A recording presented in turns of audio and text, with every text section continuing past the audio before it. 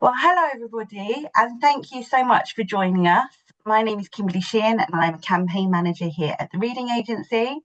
The Reading Agency is a UK charity that inspires social and personal change through the proven power of reading. We work with individuals of all ages, communities, and trusted partners to share the transformative benefits of reading for happy, healthy, and thriving lives. We reach over 2 million people a year, but with a UK population of over 67 million, that's not nearly enough, which is why we run events like today every year to come together with key partners and to help us reach more people. We're thrilled to have 4 sessions as part of the Reading Agency's Adult Publisher Roadshow. And today you'll be hearing from publishers and authors who will be highlighting some amazing books coming next year that they would love libraries to engage with. Each year we host our nationwide roadshow where publishers and librarians come together to build relationships and discuss some of the most exciting new books. Those of you who booked your tickets before yesterday should have all received your delegate pack with information about the publishers presenting and a link to a request form. So that is where all of the requests that you would like to have with the publishers, you can fill that form in at the end of the day.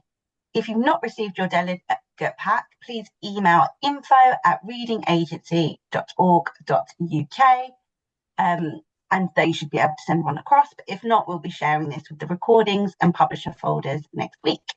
There are videos in this session which can occasionally lag, but you will have access to the slides after the event, and you will also receive the recordings next week. We would love for you to use the chat box to talk to each other throughout the session. Please do let us know where you are joining us from. And there is also a Q&A box, because once all of the publishers for this session have presented, we will be doing a 15-minute Q&A. So please do put your questions in there, which we'll be asking everybody. So to start our day, I'm thrilled to introduce Sonal Abedin, Head of Universal Services at London Borough of Barking and Dagenham and Trustee of the Reading Agency. Over to you. Thank you very much, Kimberly, and good morning to everyone. As Kimberly said, my name is Sonal Abedin, Head of Universal Services for Barking and Dagenham Council, and a very proud trustee of the Reading Agency. And I just wanted to formally welcome everyone to today's session or today's event, or being in the virtual room, whatever way you want to call this today. And in particular, welcome the 17 publishers who are going to join us throughout the 4 sessions throughout the day. In particular, the 4 publishers for this specific session, Bloomsbury, Head of Juice, Michael Joseph, and Oran Publishers. So that's the 4 publishers. You will hear from them very soon. And I just wanted to take a minute or so just to share my passion for joining the Reading Agency. Particularly, I've been working in libraries for a very long time. I don't want to give my age away, but decades and decades. And over the years, I've seen the transformation of the Reading Agency from a small charity to making significant impact nationally. In particular, a lot of us who work in libraries will know about the Summer Reading Challenge, but it is days like this that you see the real value of the Reading Agency, in particular, drawing number of publishers to come and talk to librarians up and down the country in terms of sharing all of our passion and the proven power of reading, the mission of the Reading Agency, and the new strapline of everything changes when you read. I've been a trustee for 4 years, coming up to 4 years, and I've seen in terms of the excellent work that the Reading Agency does. We can see the collaboration with publishers, with librarians. I've always argued within the sector that someone has to fly the flag of libraries when we don't necessarily have a brand. And in some way, it feels like the Reading Agency is our brand, is our voice, bringing together both, not necessarily just publishers, but stakeholders in government in order to promote the proven power of reading. And that helps all of us. And of course, today, librarians from across the country have joined here. And I wanted to thank the publishers in particular to giving up their time to come and share their expertise, share their knowledge, share their wisdom in terms of what's happening in the world today, when the challenge of the decline of reading is taking place, and all of us have an interest to improve reading. And next year's National Year of Reading, which I'm sure you'll get to hear today, will be another significant insight in terms of promoting all of our interests. So I hope everyone has a enjoyable day session. And of course, I'm sure Kimberly will suitably manage this session. We always worry about technically something going wrong, but it's been okay for now. I shouldn't have said that. So enjoy the session, and thank you to everyone for joining. And it's quite nice and warm wherever I am, but a little bit chilly out there. Bit sunny. Thank you very much. Over to you, Kimberly, for the Thank next you piece. so much. Thank you. And yes, this is the first part of where I'm going to share the tech. So let's hope it all works. So as Zonal says, today we are going to have 4 publishers in this session, and then the Q&A. And after the Q&A, we will be having, after every Q&A today, you'll be having a member of the reading agency to talk about their programmes that you can engage with. So please do stay after that as well. And in our 4th session, it is when we will have the National Year of Reading. So first, I'm going to hand over to Beth at Bloomsbury. Hi everyone, so I'm Beth. I'm a marketing manager on Bloomsbury's adult trade list, and it's lovely to speak to you all today about some of the exciting titles that we have coming up. You'll have to bear with me because I am quite sick at the moment. I've got that thing going round. But there's more information in the pack for all of these authors I'm about to talk through, including where they're based. But please do let me know if you have any questions. Author availability is dependent on each author, but if you email me, I can find out more for you. So next slide, please. So first up, we are so delighted to be publishing Katie Ford's first novel with us. It's a perfect cozy read for spring. Katie already has a huge fan base, I'm sure you're all aware, and our marketing and publicity campaigns will be looking to reach new readers as well. It's a gorgeous and funny love story, perfect for previous fans of Katie's books, and this is publishing February. Next slide, please. So The Summer We Lied is the perfect book for readers of Erin Kelly and fans of the TV show Unforgotten.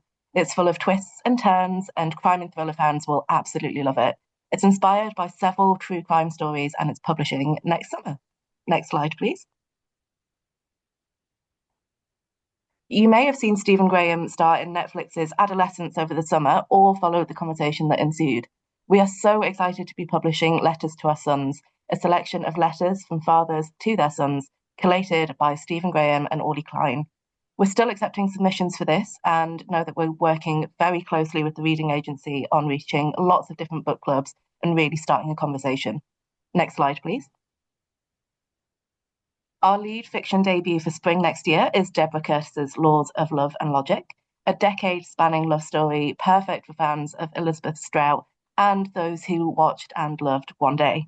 Gorgeous and moving, Deborah is a professor in anthropology, which has influenced her work, and this is her debut novel. Next slide, please. Everything to the Sea is a truly heartbreaking story of family and first loves, set on an island in Hawaii devastated by a natural disaster. Readers of Tomorrow, Tomorrow, and Tomorrow, and watchers of past lives will find something to treasure in these gorgeous pages. This is personally, genuinely one of my favourite things that we've ever bought at Bloomsbury, so watch out for more information as we'll be working closely with the reading agency on activity around this. Next slide, please. You may have caught Trespassers recently on Channel 4, starring Gillian Anderson. If you haven't, it's very good. But did you know that it was first a Women's Prize shortlisted book by Louise Kennedy? Next summer, we publish Louise's gorgeous new novel, Stations, which is a devastating love story set between Ireland and London, told with Louise's trademark wit and penchant for heartbreak. Next slide, please. Our lifestyle division has recently published How to Love Your Afro, a book filled with practical advice on natural hair. This is the only one of its kind in the market and is a fantastically accessible self-help guide as well as a beautifully written memoir.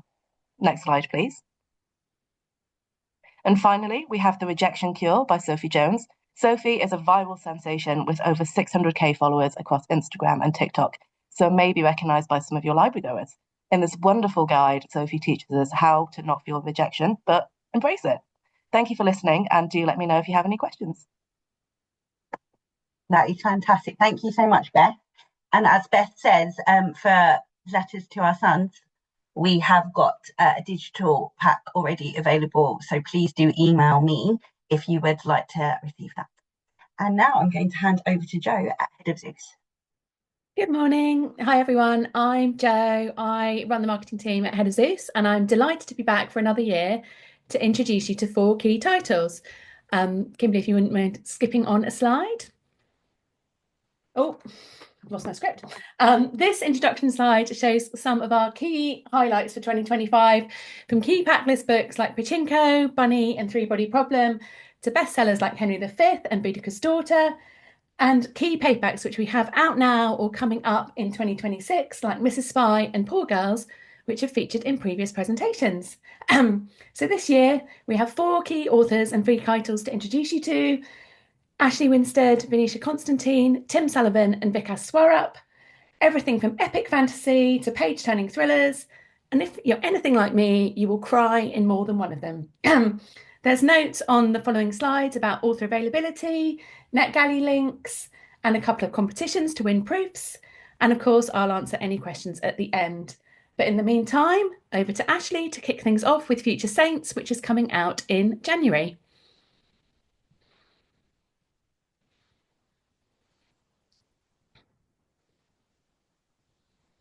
Hi, I'm Ashley Winstead, best-selling author of thrillers and romances such as In My Dreams I Hold a Knife, The Boyfriend Candidate, and I'm so excited about The Future Saints, which is my next book.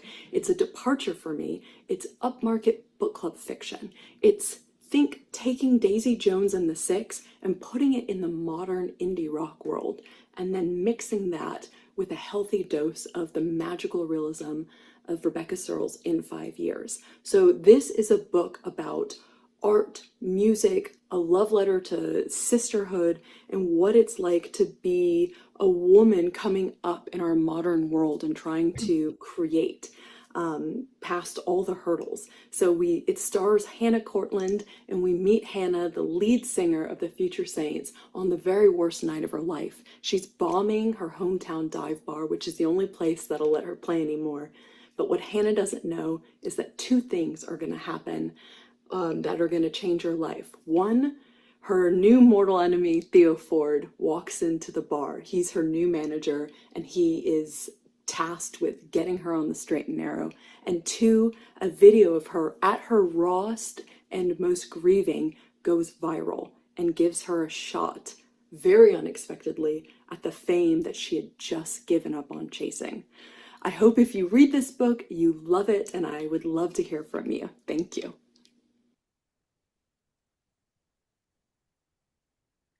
Brilliant. And that's one of the ones that you can win a proof of. And then moving on to Venetia, which I think is no understatement to say the buzz has already started for the last Starborn Seer. It's going to be hopefully one of our biggest books overall of next year. But over to Venetia to introduce it. Hi, I'm Venetia Constantine, and I'm very excited to speak to you today about my debut novel, The Last Starborn Seer, which is the first book in a high fantasy trilogy publishing in March 2026. The story is set in a dying world of 4 feuding realms with cursed elemental powers, and it follows Leilani Stellarian, a prior princess shunned for her volatile starborn magic, which grants her prophetic visions but is slowly corrupting her mind, as she embarks on a perilous quest to find a lost relic with the power to save her dying realm and earn her the redemption she so desperately craves. Before she can set out on this journey, however, she must first forge an alliance with her mortal enemies and then navigate a hostile terrain full of rebel forces opposed to that coalition, and her own growing feelings for a rival envoy under her fiancé's ever-watchful gaze. This is a story which has been with me for as long as I can remember. It grew out of my deep love of classic fantasy and the works of authors like J.R.R. Tolkien, C.S. Lewis and Peter S. Beagle. It's also informed by my concerns about the environment, and it was written during my own recovery from a very traumatic incident.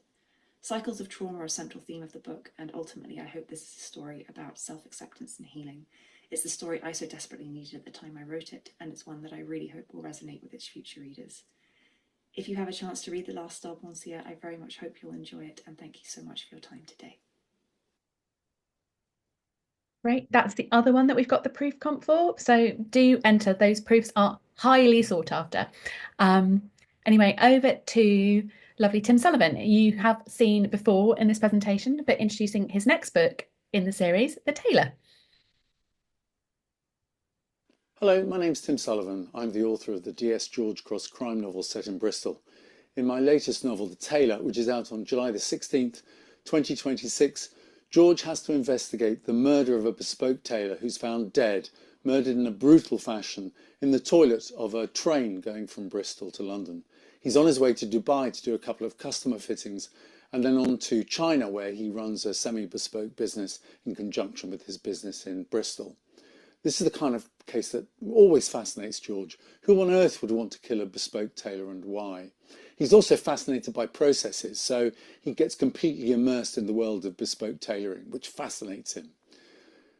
It draws him into a world where he has to deal with MI5 and also puts him in personal jeopardy, something that's not happened to him before in this series of books. The thing about George is he's on the autistic spectrum. He has autism spectrum condition, which means that he doesn't have gut instincts about things. He doesn't have feelings about cases. He can only follow the evidence literally, logically, and relentlessly. And this is what makes him so successful as a detective.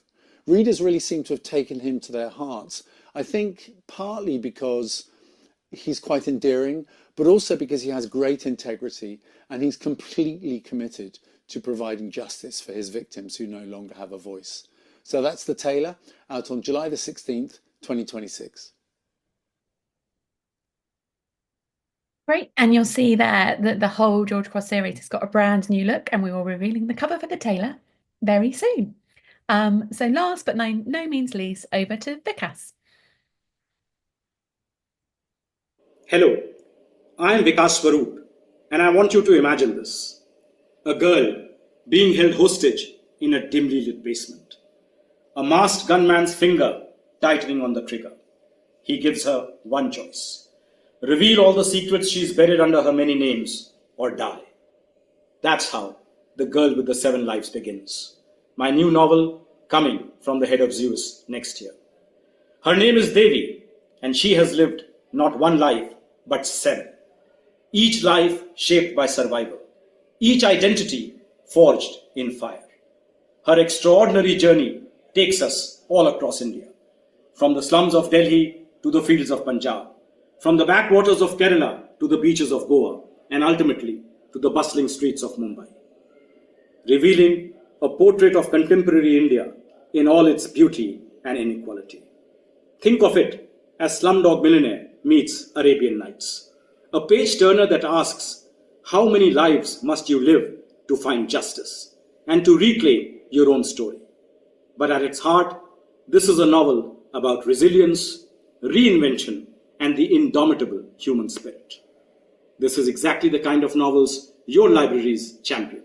So I do hope that The Girl with the 7 Lives will find a place on your shelves and in your readers' hearts.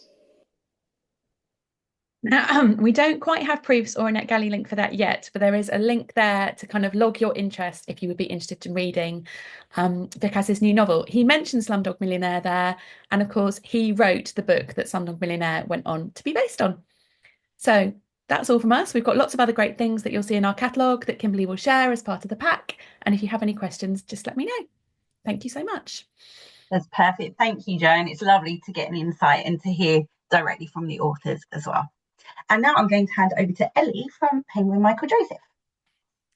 Hi everyone, I'm Ellie, a Senior Marketing Manager at Penguin Michael Joseph, and I'm really excited to introduce to you all some of our top books publishing in 2026.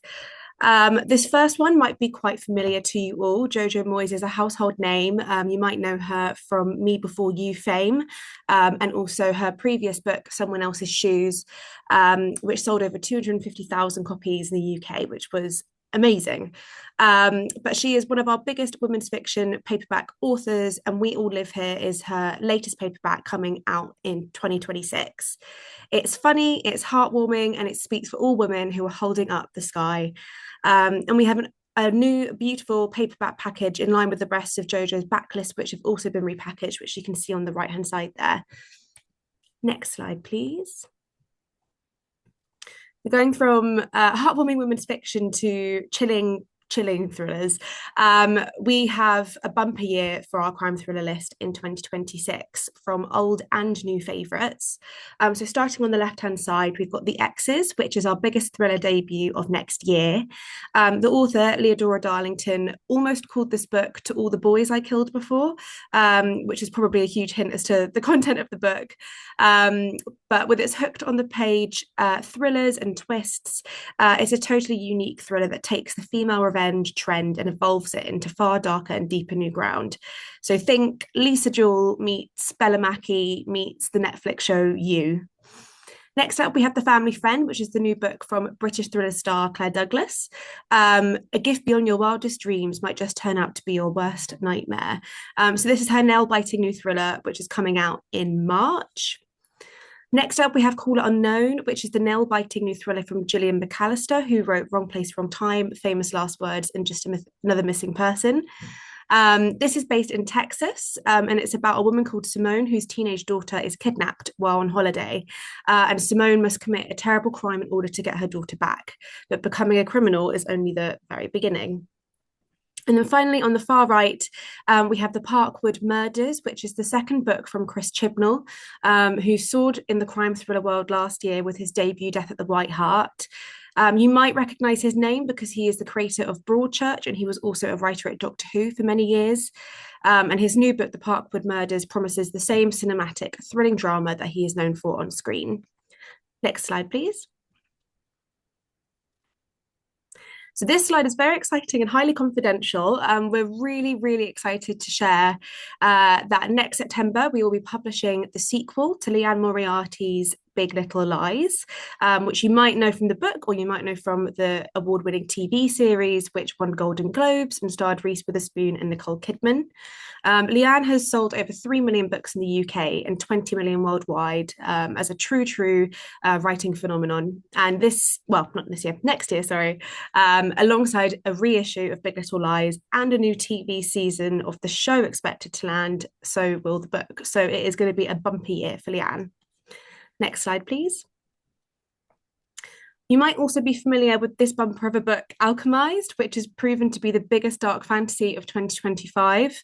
It has taken the UK by storm, and it is an incredible fantasy novel, very gothic in tone with quite dark themes, so it's not for the faint of heart, but it is incredibly highly rated by reviewers, averaging 4.6 stars on Amazon. We compare it as if Charlotte Bronte were to write a fantasy novel, this would be it. Next slide, please. So from fantasy to historical novels, we have got an incredible lineup of sweeping, emotional and historical fiction next year as well, with stories that take readers across time and continents. Fiona Valpy returns with Sisters of the Midnight Sun, a moving love story set against the wild beauty of Norway. It's pure escapism and everything her fans love her for. Then we have The Pianist of Prague by Rebecca Fletcher, which is a dazzling wartime tale of love, courage and music, perfect for fans of The Nightingale and The Tattooist of Auschwitz. And A City of Diamonds by Fiona Schneider, which is a dual timeline story of secrets, romance and resistance, linking wartime Antwerp and modern-day Bruges through one unforgettable ring. Next slide, please. And finally, we have our Planes, Trains and Automobiles lineup. Jumbo is Scott Bateman's second book, and it's perfect for dads. This is publishing in February. We're hoping that it will have a big moment around Father's Day, as will Jump Jet, which is a fascinating and unexpected story of the iconic Harriet Jump Jet and the British engineer who built it. And finally, we have a book by someone called Christian Wolmar, which is a global history of high-speed rail, with the cover yet to be revealed on a couple of those titles, but watch this space. Thanks, everybody, and I look forward to any questions at the end. That's fantastic, thank you. And it's always good to have a highly confidential piece of information shared, so we'll feel very special. Thank you. And now I'm going to hand over to Holly and Ellie from Orion. Hello. So yeah, me and my colleague Ellie will be talking you through our titles for 2026. Can we go to the next slide, please? Thank you. So we'll be starting with our debuts. We have 3 big debuts coming in 2026, and we're kind of going to run you through what they are. Next slide, please. So first we have The Low Job by Grace Alexander, which is an outrageously funny book set around 4 sisters and a political scandal. As you can probably tell from the title, a little bit cheeky. Next slide, please. Then we have The Poet Empress from our fancy imprint Gallants. We're calling it the anti-romantasy, and it's perfect for fans of Madeline Miller and R.F. Kuang. So next slide, please. And finally, for our debuts, we have Womanhood from Trapeze Fiction, and this is by Tamina Begum, who writes widely for Vogue and The Guardian. And then I'm just going to take you through some of our brand authors. Orion is home to many established brand authors with lots of exciting titles next year, so we've got quite a few to get through. So first up, you can just go to the next slide. Then we've got the brand new novel from Maria Semple. She was author of Where'd You Go, Bernadette, which was a huge Hollywood film a few years ago. This new novel, Go Gentle, is Maria back in her classic form. We're kind of saying, think Only Murders in the Building meets Lessons in Chemistry. It's really joyous and has all of her iconic wit and candor. Next slide. We've also got another psychological thriller from Christy Watson, Killing Me Softly, which is really exciting. Next up.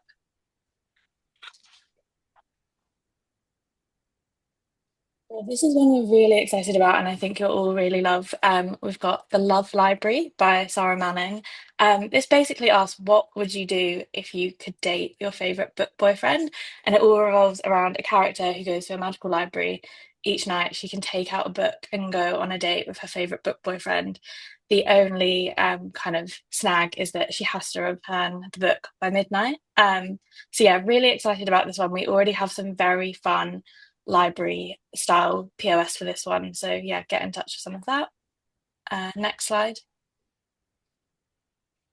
If you love Green Dot, we have another novel from Madeline Gray called Chosen Family. This is a really funny story of a female friendship turned feud, turned unrequited love affair, all about alternative parenting and the chosen families we build around ourselves. So we're really excited for this one. Next slide, please. This is another hugely exciting one. Queenie is back. Candice Carty-Williams, as you'll all remember, she's returning to the iconic Queenie now in her late 30s, who is confronting a racing biological clock and the question of whether she wants children. This is going to be a huge one for us, and we'd love to make libraries a big part of the campaign. So we'll be in touch with more on that one. Next title. And then we just quickly wanted to spotlight some of our brand authors where we've got a huge backlist. So we're now home to Stephanie Garber, excitingly, and we've rejacketed all of her backlists in these beautiful new covers. So they'll be available now in libraries, which is exciting. Next slide. We're also home to the lovely Rev Richard Coles and the Canon Clement Mysteries, and we'll have more coming from him next year. Next slide. And of course, we've got Veronica Henry, who writes voraciously, and we're really glad to have a new book from her in February called The Invitation. And last up, we've got Kathy Bramley, whose new book, Somewhere Only We Know, came out in hardback this year, but it's out in paperback next year, and we'll also have a really exciting Christmas title from her later in the year. Thank you. We're also going to, on that kind of note, we're going to go through some key paperbacks. So we've got The Names and Fundamentally, 2 very book club reads, which hopefully you should have seen a lot of. The Names is currently the best-selling debut of 2025 so far, so definitely one we're very excited about taking into next year. Next slide, please. As we said, we're now the home for Stephanie Garber, and her latest book, Alchemy of Secrets, is coming out in paperback next year. It's a spellbinding standalone set in modern LA. Next slide, please. We're also really proud to publish Malala, and her latest book, Finding My Way, follows her journey of self-discovery as she goes through college and finding love and getting married. And lastly, we have a debut fiction novel from Adam Kay, the author of This Is Going to Hurt. It's a really funny mix of mystery, murder, and medicine. Next slide, please. Thank you. Yeah, and that's kind of it from us. A bit of a whirlwind tour, but we have so much exciting stuff coming. So yeah, please do get in touch and we'll make sure to make it really clear what we've got available. Thank you.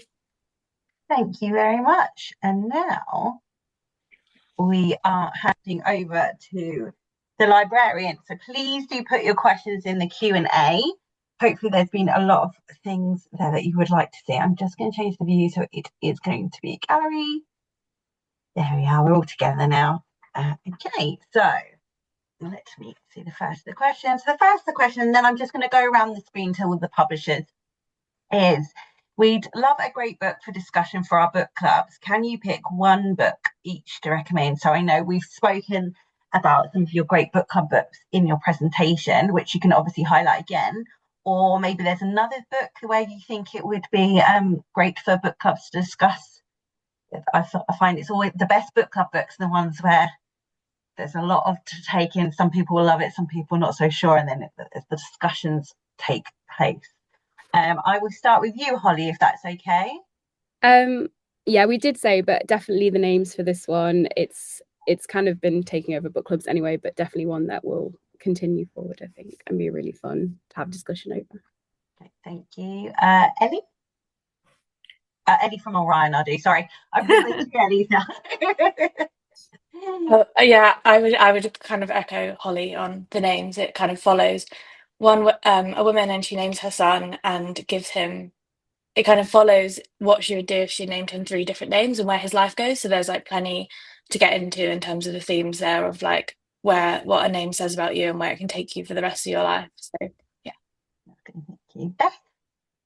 I think Trespassers by Louise Kennedy, honestly, because then you can also do a watch along on Channel 4 and compare the two. But it's a really beautiful love story, and it is you'll definitely need tissues. It's an absolute heartbreaker.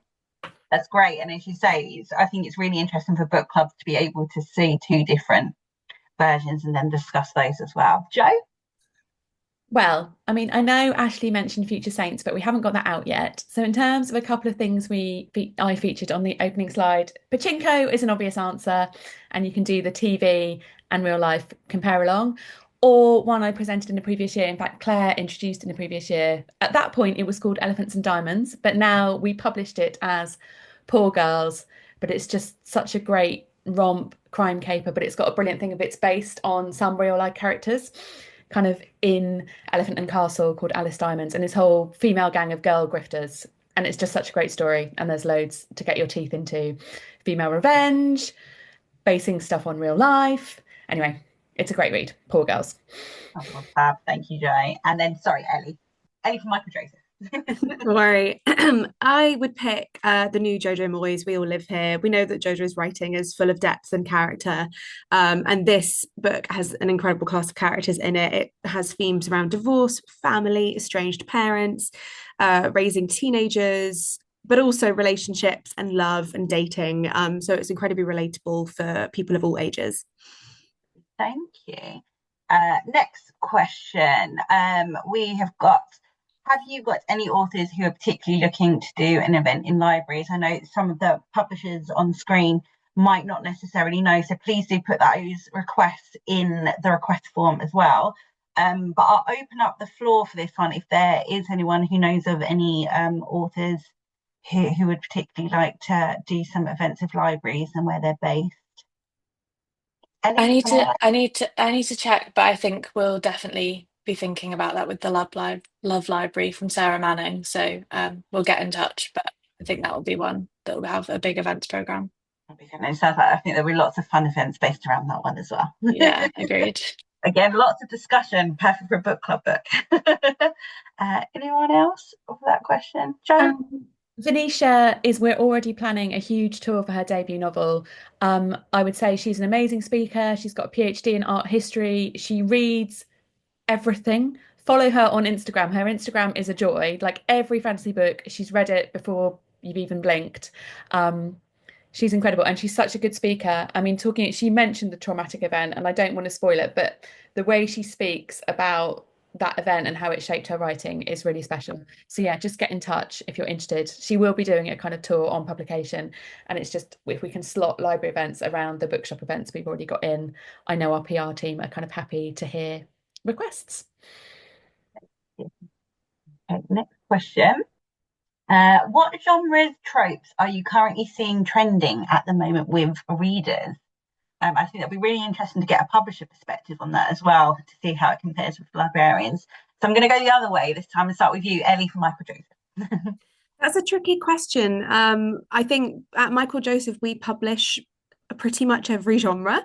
So to define a trope across the whole list is quite difficult. But we do have a forever growing romantasy list. It's something that we've been focusing on as a publisher. So there's going to be a plethora of fantasy and romance coming out next year, which I have no doubt will tap into all those trending tropes on TikTok that we're seeing readers love. That's great, thank you. And it's good for the librarians to know as well that you can have a really strong romantasy list for them to look at. Jo? We've also got, well, I didn't feature them, but there's one book I call my favourite book ever, which is a romantasy book. Imagine Men in Black crossed with Monsters Inc.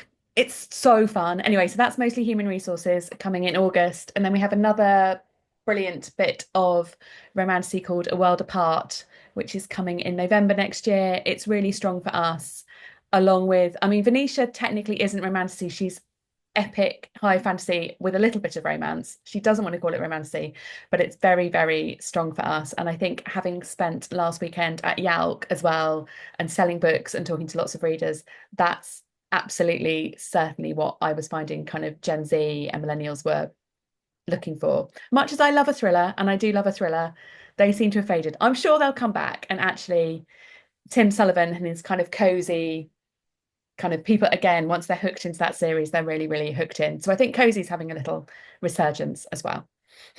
Thank you, Jo. Beth?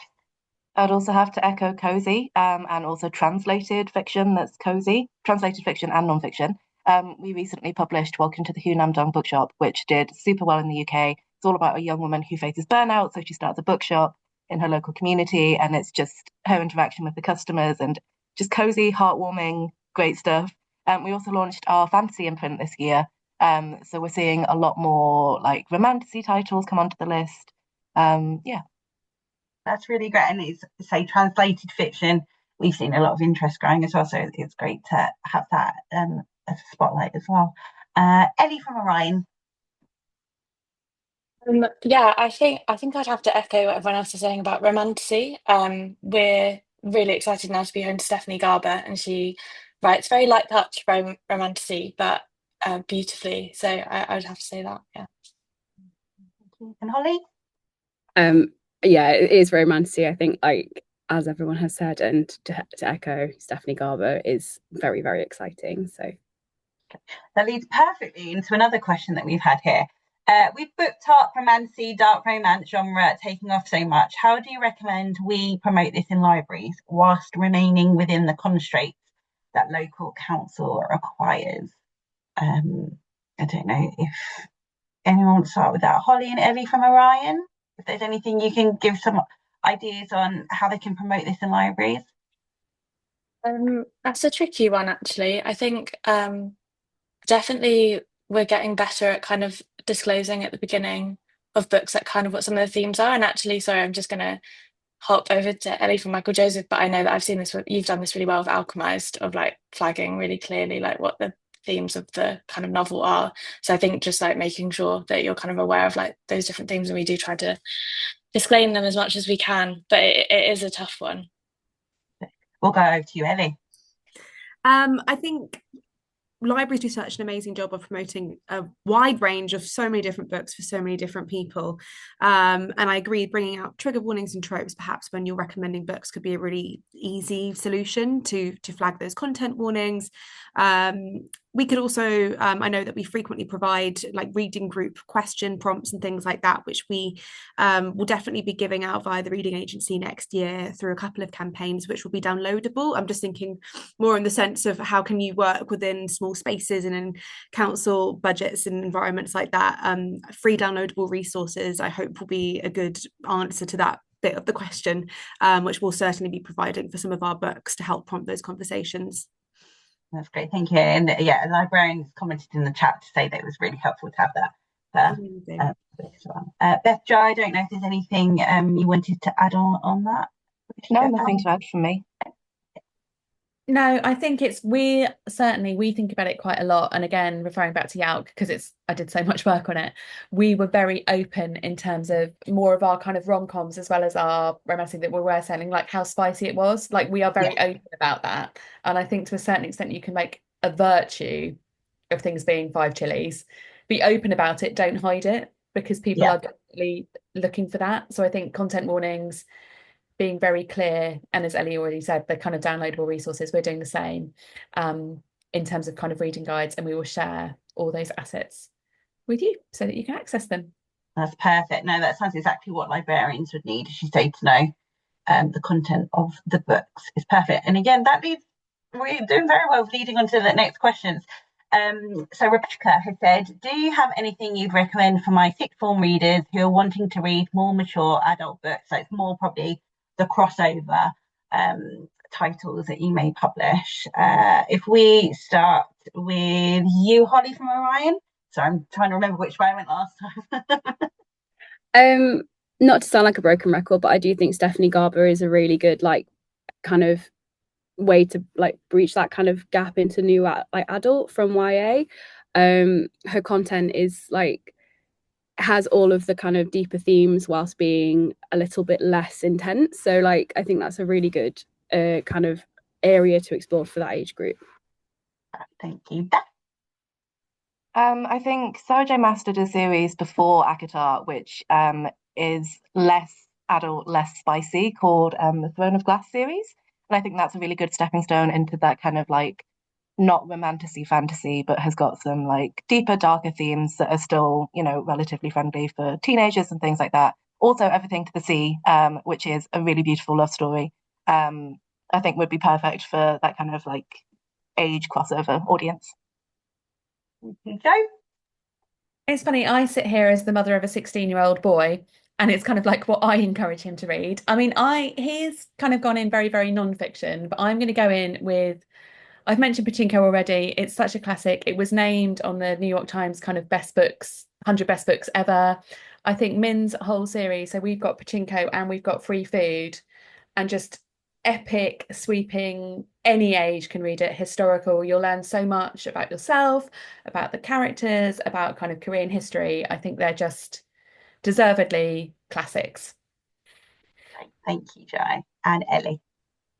I'm going to do a totally different genre here because everyone's covered a lot of romantasy, but I think Claire Douglas is an incredibly accessible crime thriller author whose themes go dark but not too dark. I think it's accessible for different ages and it's really gripping crime thriller writing. There's a reason why she's a repeat Sunday Times #1 bestseller. So I think if you've got sixth formers that are interested in more crime thriller writing, she's definitely an author to approach. That's really good. And as you say, true crime is absolutely massive as well, so there's always readers for that. Okay, I've got 2 more questions and then I'll let you guys go. So we've got a question from Alison from Norfolk Libraries. She said, with the National Year of Reading, just wondering if we might see more dyslexia-friendly titles from publisher. And I'm going to start with you, Jo, just because I know we've had a conversation before about your titles. Well, it is me and Beth, because it's across Bloomsbury, but I can speak across what Head of Zeus titles we published. Across Bloomsbury, we published bespoke dyslexia editions. So Head of Zeus titles, we've got the Wolf Den, we've got the 3-Body Problem, we've got Bunny. I feel like there's another one I've forgotten. We've got 3 or 4 kind of classic dyslexia editions, and there are more to come. It's proving such a popular list, and I'll let Beth talk about it more because Bloomsbury have got loads. Yeah, we have a huge list, couldn't name them all here. We've got a range of genres as well, so everything from Madeline Miller to more fantasy-based things, literary fiction, translated fiction, just, some of our really key titles from over the last 37 years that we've published. It's really worth checking out because it's just such a fantastic range, and we're so proud to have been working on this. That's fantastic, thank you. And we can see Catherine Driscoll said she's desperate for more of these titles because they've been going really well as well. Ellie and Holly, I know it's off the top of your head if you have any. If not, we can always direct people to the request form if there's any you can think of. I think it would be best to direct to the request form on this one. I'm sure that we've got a list. I always think it's hard to put publishers on the spot because you're not going to know everything off the top of your head. But thank you. Ellie, I don't know. Yeah, same for Penguin. Request form, and I'm sure we can get you some information. Thank you. Okay, last question for you all, and it's a really nice one. So you don't need to worry about thinking about all of the books that you publish. What do you like about working with libraries? So I'm going to start with you, Ellie, if that's okay. Is it me or is it Ellie Nightingale? It's you now, Ellie. Just double checking.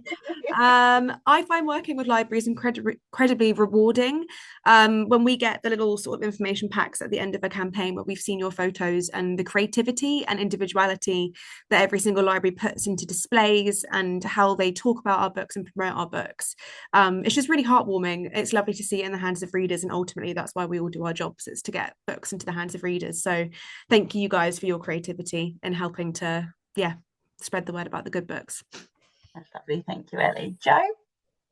I think it's just I mean, Kimberly, every meeting we've ever had. I used to work with Ellie. I work with Beth at the moment. I love talking about books, and it's a dream that I get to do this for a job. So I think that's the conversations that we have with libraries, and then the ideas that sparks, and you can kind of just see where it takes you, because you're readers and you want people to read just as much as we do in a different way. And it's why I'm so excited about the National Year of Reading. I'm so glad that's come up, and we are really thinking actively about what we can do next year to kind of boost it across every age group.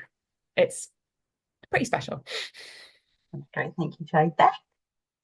I think it's a passion from librarians. Growing up, libraries were super important to me. It was how I accessed books. And just hearing everyone's recommendations and talking about things, and those conversations that are then generated from talking about certain books, I just think is so important. So I just love working with libraries. Great, thank you. And Holly? Yeah, pretty much the same. I know that libraries are so central to people's local communities. They're such a safe haven, so it's really lovely to be involved in that space, and exciting to see our books there and being championed by such passionate people.